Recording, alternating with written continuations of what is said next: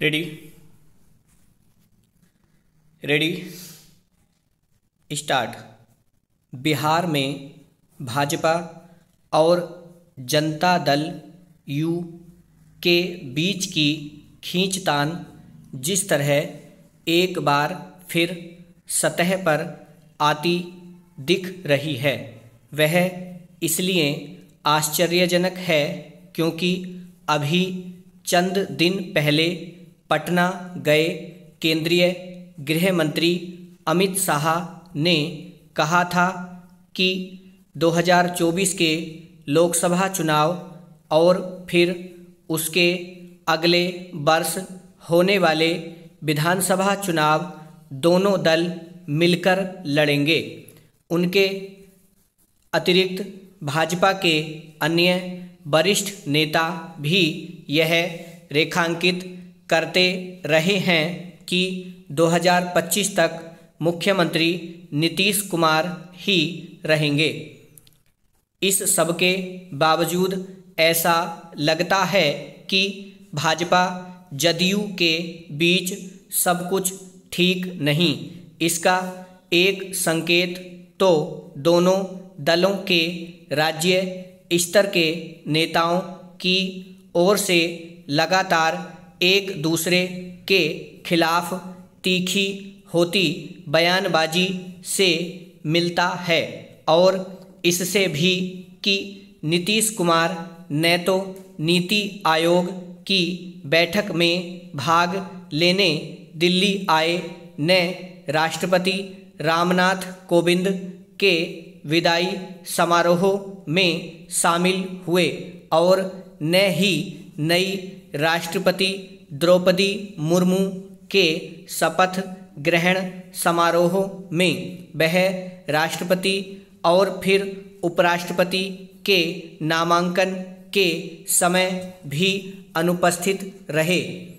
इसकी भी अनदेखी नहीं की जा सकती कि अमित शाह के बयान के बाद जदयू नेता उपेंद्र कुशवाहा ने यह कहा कि गठबंधन कब तक रहेगा इसकी कोई गारंटी नहीं।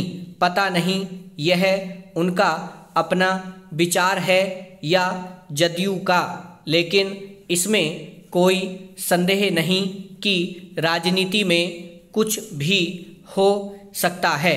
बिहार की राजनीति तो इसका उदाहरण भी प्रस्तुत करती रही है कि किसी भी गठबंधन में कभी भी टूट फूट हो सकती है।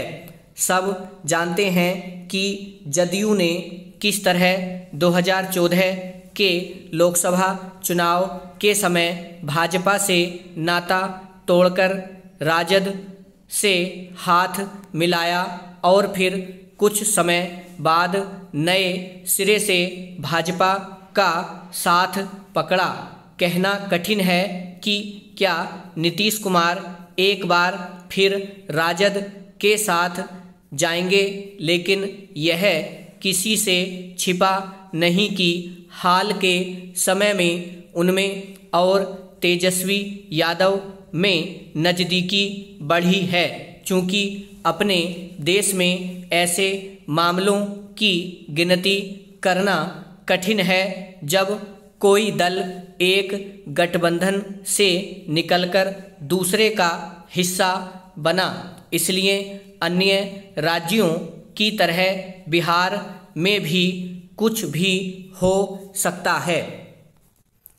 राजनीतिक दलों में अलगाव और मिलन कभी स्थायी नहीं होता, लेकिन इतना अवश्य है कि जो दल सुशासन के बजाय अपनी सुविधा के लिए बार बार पाला बदलते हैं वे जनता के भरोसे के साथ अपनी साख भी गंवाते हैं।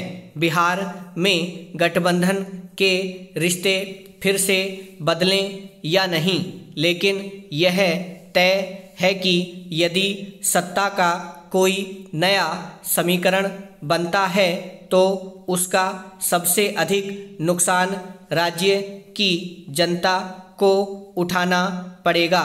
ऐसा इसलिए होगा क्योंकि नई सरकार के गठन की सूरत में उसकी प्राथमिकताएं भी बदलेंगी और नौकरशाही के कामकाज का तौर तरीका भी। ब्राह्मण।